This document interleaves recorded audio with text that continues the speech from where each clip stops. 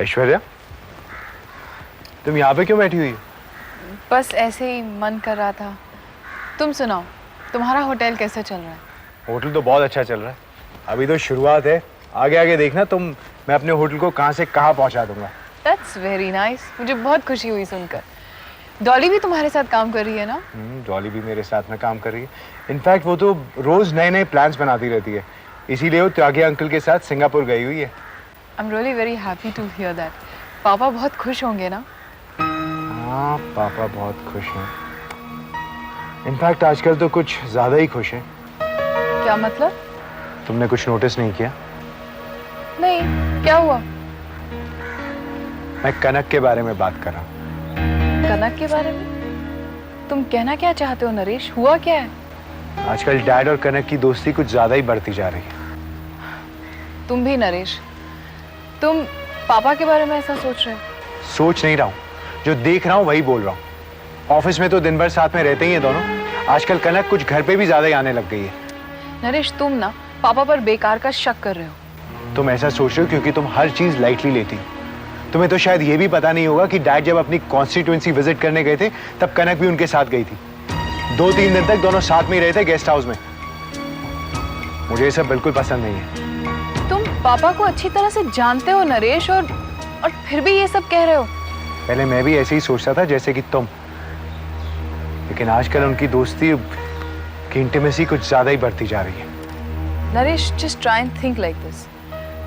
Mummy की मौत के बाद पापा कितना अकेलापन महसूस करते होंगे। उन्हें भी तो एक दोस्त की जरूरत होती होगी, एक साथी की जिसे वो अपने दिल की फीलिंग्स कह सके। तो क्या वो हमसे बात नहीं कर सकते? हम उनके बच्चे नहीं हैं? Naresh, please try and understand. एक इंसान हर बात अपने बच्चों से नहीं कर सकता, उसे एक दोस्त की जरूरत होती है। और जहां तक कनक का सवाल है, मैं उसे अच्छी तरह से जानती हूँ। वो एक बहुत अच्छी और सुलझी हुई लड़की है। अगर वो बहुत अच्छी और सुलझी हुई लड़की है तो इसका मतलब है कि डैड उसके साथ फ्लर्ट करे। ये सब सही है? नरेश, प्लीज। ऐश्वर्या, मैं तुम्हें कैसे समझाऊं? मैंने खुद उन्हें अपनी आंखों से देखा था। दोनों एक दूसरे का हाथ पकड़ के बातें कर रहे थे। अगर तुम उन्हें साथ में देखती ना, तब समझ में आता कि it's much more than friendship. तुम कुछ भी कहो, आई डोंट बिलीव दिस। मैं नहीं मानती कि पापा इस हद तक जा सकते हैं। ठीक है, मत मानो। तुम अपनी खुशफहमी पाल के रखना, लेकिन सरप्राइज मत होना जब एक दिन तुम्हें पता लगे कि कनक ने हमारी मम्मी की जगह ले ली है।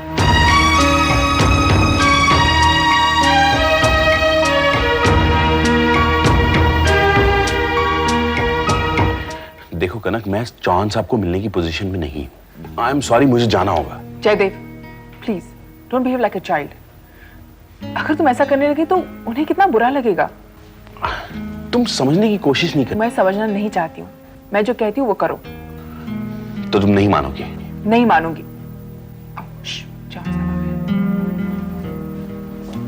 Hello Kanak. Hello sir. Hello Jaidev. Hello sir, how are you? How are you? आप एक दूसरे को जानते हैं? Let me reintroduce. ये मिस्टर जयदेव है और ये मिस्टर चौहान। बताने का बहुत बहुत शुक्रिया। Any time. तो जयदेव कैसे हो? ठीक हूँ सर। ठीक कहाँ है? इनका तो इरादा शहर छोड़ने का है। अच्छा, लेकिन क्यों? चौहान साहब, मैंने सहगल साहब की नौकरी छोड़ दी है, इसलिए अब काम की तलाश में दिल्ली जाने की सोच रहा हूँ। अरे भाई, इस शहर में काम की कमी है क्या? सहगल साहब के ऑफिस के अलावा दूसरे ऑफिस भी तो हैं। वो तो है, लेकिन क्या जयदेव? चौहान साहब चाहते हैं कि तुम उनके साथ काम करो। मैंने तुम्हें बताया था ना, दरअसल चौहान साहब चाहते हैं कि तुम फिर से उनके साथ काम करो। और चौहान साहब, जयदेव कहने में हिचक रहा है, but he also wants to work with you. देखो भाई जयदेव, तुम जब मेरे यहाँ काम करते थे तब भी मैंने तुम्हें एक सबॉर्डिनेट से ज्यादा अपना दोस्त समझा था, और जहां तक मैं समझता हूँ तुम भी मुझे अपना दोस्त ही ज्यादा समझते थे। जी सर। तो फिर इतनी परेशानी में होने के बावजूद तुम मुझसे मिलने से कतरा क्यों रहे थे? सर ऐसी बात नहीं है। तो क्या बात है? हाँ, मैं हिचक रहा था। मुझे पता नहीं क्या रिएक्शन होगा। ये भी खूब रही भाई, तुम भी लौटना चाह रहे थे और मैं भी तुम्हें वापस लेना चाह रहा था, लेकिन फिर भी मिलकर बात करने की कोशिश नहीं कर रहे थे हम लोग। यही नतीजा होता है अंदर ही अंदर कूदने का। ये बिल्कुल ठीक कहा तुमने कहना। तो जयदेव भाई, ये तो तुम अब तक समझ ही गए होगे कि मैं चाहता हूं कि तुम अपनी पुरानी जॉब पे वापस आ जाओ। मतलब आपको मेरे साथ काम करने में कोई एतराज नहीं है? ऑफ कोर्स नॉट भाई, ये तो होता ही है। देखो, जैसे तुम मुझसे उकताकर तुमने कहीं और जगह एक्सपीरियंस लेने की कोशिश की। वैसे मैंने भी तुम्हारी जगह एक दो एडिटर्स ट्राई कर लिए। ये बात और है कि एक्सपेरिमेंट दोनों ही फेल हुए। सर आपका तो पता नहीं, लेकिन मैं जरूर असफल रहा दूसरी जगह काम करके। देखो भाई जयदेव, हम दोनों की भलाई इसी में है कि हम वापस हाथ मिला लें, क्योंकि मुझे तुम्हारी बहुत जरूरत है अपने यहाँ। अब तुम्हें मेरी कितनी जरूरत है मैं नहीं जानता। आप ये क्या कह रहे हैं sir? I badly need you. तो फिर देर किस बात की है? कल सुबह आ जाओ अपने जॉब पे वापस 9 o'clock sharp. Yes sir. Okay. Kanya, Sukanya, ओ सुकन्या,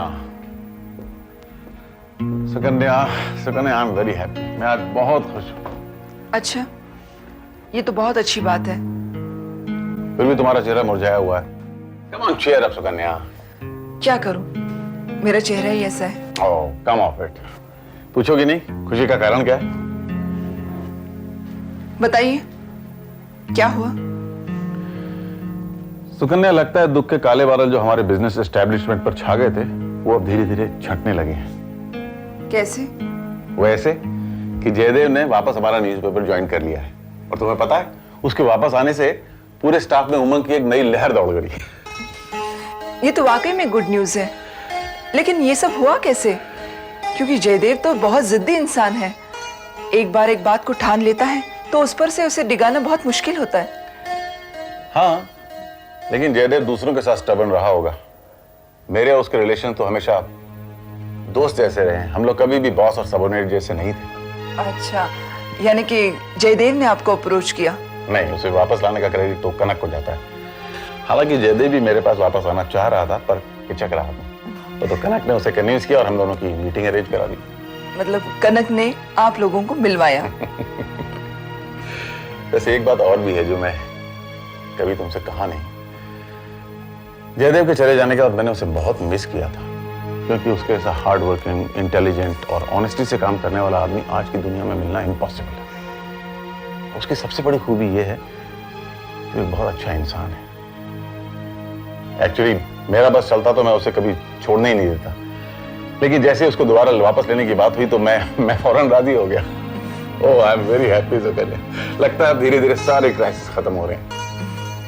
बाकी का तो नहीं पता, लेकिन एक क्राइसिस अभी भी है जो खत्म नहीं हुआ। क्या कह रही हो आप? कौन सी क्राइसिस है? आपके लिए शायद ये बात छोटी होगी, लेकिन ओहो बताओ ना। मैं अनीता के बारे में बात कर रही हूँ। मैंने कहा ना तुमसे, अब मेरा उससे कोई कांटेक्ट नहीं है। लेकिन वो तो बराबर आपसे कांटेक्ट रखने की कोशिश कर रही है। मतलब क्या? सुबह से 10 बार फोन आ चुके हैं। उसकी हिम्मत तो देखो, मुझे धमकी दे रही है कि अगर मैंने उसके रास्ते में आने की कोशिश की तो ठीक नहीं होगा। उसकी ये मजाल। जरा हटो तो।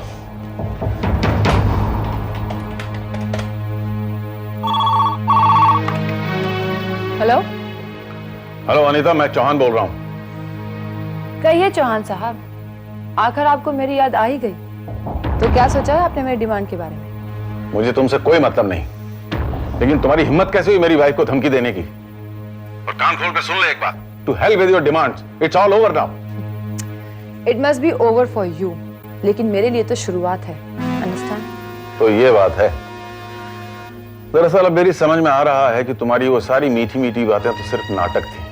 दरअसल तुम तो केवल एक मोहरा हो मेरे खिलाफ साजिश का, लेकिन तुम्हारे पीछे असली में किसका हाथ है ये बात भी मैं जानता हूं।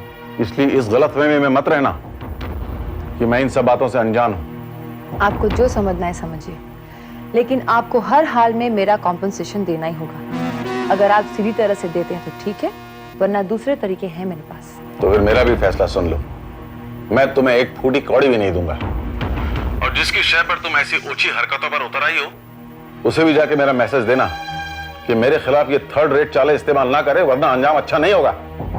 तो अब आप धमकी पर उतर आए। चौहान साहब, मैं डरने वालों में से नहीं हूं। अभी तक आप मुझे अच्छी तरह से नहीं जानते। तुमसे जो बन पड़े कर लेना, लेकिन अगर दोबारा मेरी वाइफ को फोन करके परेशान किया तो याद रखना बहुत पछताओगी, क्योंकि चौहान अगर दोस्ती की खातिर अपनी फैमिली से रिलेशंस बिगाड़ सकता है तो उसी फैमिली की खातिर अपने दुश्मनों का नामो निशान भी मिटा सकता है। ये बात याद रखना।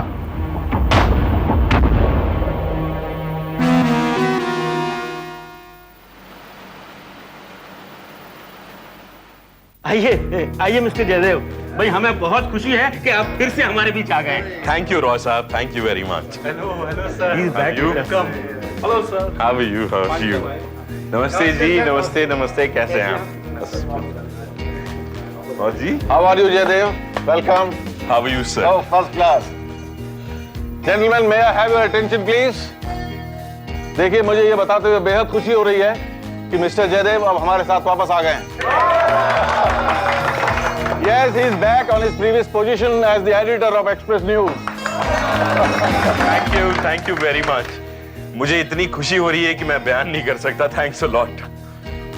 और मिस्टर जयदेव के वापस लौटने की खुशी में आज पूरे स्टाफ को मेरी तरफ से मिठाई।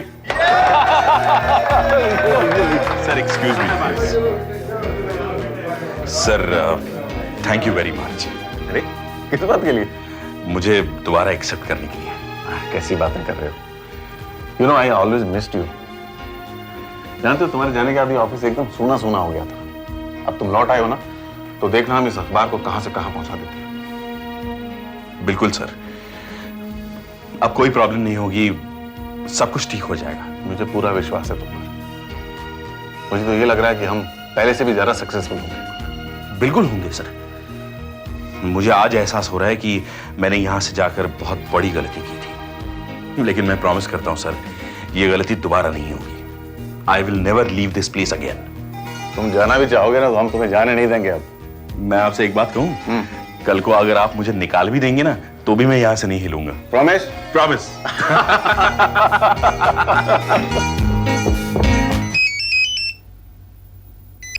हेलो। हेलो संजय, कौन? Who's this? मैं अनीता बोल रही हूँ। कौन? संजय, मैं अनीता बोल रही हूँ। क्या काम है? यहाँ क्यों फोन किया तुमने? मुझे तुमसे कुछ बात करनी है। बोलो। ये बातें फोन पर नहीं हो सकती संजय। देखो, मैं तुमसे नहीं मिल सकता। देखो संजय, हमारे बीच जो गलतफहमी है उसे मिटाने का इससे अच्छा और कोई तरीका नहीं हो सकता। देखो अनीता, प्लीज, ना मैं ना मेरे परिवार का कोई सदस्य तुमसे मिलना चाहता है। देखो संजय, मैं भी बात को आगे नहीं बढ़ाना चाहती, लेकिन सिर्फ इतना चाहती हूँ कि हम कभी भी मिले तो हमारे बीच कोई कड़वाहट नहीं होनी चाहिए।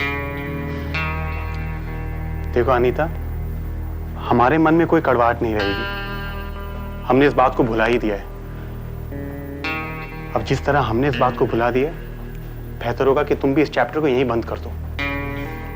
नहीं संजय, कुछ ऐसी बातें हैं जिन्हें जाने बगैर तुम ये चैप्टर क्लोज नहीं कर सकते। कैसी बातें? ये सब बातें मैं तुम्हें पर्सनली बताना चाहती हूँ।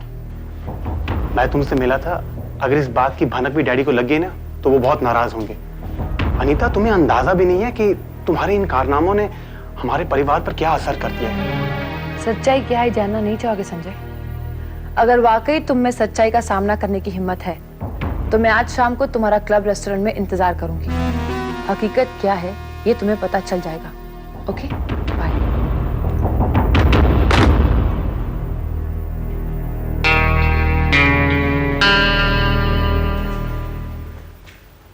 संजय, तुम अब आ रहे हो?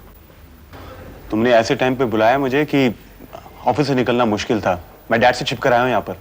एनीवे, कम से कम आए तो सही। बताओ, बात क्या है? संजय, मैं बहुत मुश्किल में हूँ। मेरी जिंदगी ऑलमोस्ट बर्बाद हो चुकी है और मेरा करियर तो खत्म हो चुका है। तुम ये सब मुझे क्यों बता रही हो? इसीलिए कि मेरे साथ ही जो कुछ भी हुआ है उसके लिए तुम्हारे डैडी रिस्पॉन्सिबल है। तुम अपने पर्सनल प्रॉब्लम्स में डैड को क्यों घसीट रही हो? पेपर पढ़ते हो कि नहीं? हाँ, पढ़ता हूँ। तो मैं उस रिपोर्ट के बारे में बात कर रही हूँ जिसमें तुम्हारे डैडी की और मेरी फोटो छपी थी। तुम ये सब मुझे क्यों बता रही हो? इसीलिए कि तुम सच्चाई जानो। तुम्हारे डैडी ने मेरी जिंदगी और मेरा करियर बर्बाद कर दिया। मैं नहीं मानता। I think you are responsible. तुम इसलिए सब कह रहे हो क्योंकि तुमने अभी तक सिर्फ एक पहलू को जाना है। सच्चाई क्या है ये तुम नहीं जानते। कैसी सच्चाई? यही कि उस रात कमरे में तुम्हारे डैडी मुझे जबरदस्ती ले गए थे, ये कह के कि वो किसी एड एजेंसी के डायरेक्टर से मुझे मिलवाना चाहते हैं, और ना चाहते हुए मुझे वहां जाना पड़ा। I don't believe this. मैं और कुछ नहीं सुनना चाहता। संजय प्लीज। तुम्हें सुनना पड़ेगा संजय। और जब हम वहां गए तो वहां कोई नहीं था, तो मैं समझ गई कि तुम्हारे डैडी के क्या इरादे हैं। तब अचानक एक वेटर आ गया और उन्होंने हमारी एक तस्वीर खींच ली। वो वेटर कौन था? यही तो पता नहीं है। ये सब इतनी अचानक हुआ कि मुझे कुछ समझ में नहीं आ रहा है। तो तुम ये कहना चाहते हो कि वो वेटर डैड का आदमी था ना? मैंने ये तो नहीं कहा, लेकिन हो भी सकता है। मैं मान नहीं सकता, मेरे डैड ऐसे कर ही नहीं सकते। क्यों? तुम्हारा डैडी साधु है क्या? तुम चाहे जो समझ लो, मैं डैड को जानता हूं, वो कभी ऐसा नहीं कर सकते। आखिर तुम साबित क्या करना चाहती हो? यही कि मेरे करियर और मेरी जिंदगी को बर्बाद करने वाले तुम्हारे डैडी हैं और उन्हें इसके लिए कॉम्पनसेशन मुझे देना होगा। तो तुम पैसा चाहती हो? डेफिनेटली। और मैं किसके पास जाऊंगी? मैं पहले ही समझ गया था, तुम बहुत ही चालाक लड़की हो। ये सब जो होटल का किस्सा है, ये तुम्हारी ही चाल है, डैड को फंसाने के लिए ना? अगर समझ गए हो तो और एक बात जान लो संजय, मुझे कॉम्पनसेशन चाहिए, वो चाहे तुम दो या तुम्हारे डैडी। अनीता, तुम भी एक बात जान लो, तुम्हें मुझसे या मेरे डैड से कोई पैसा नहीं मिलने वाला। और आइंदा मुझे फोन मत करना। I hope this is absolutely clear with you.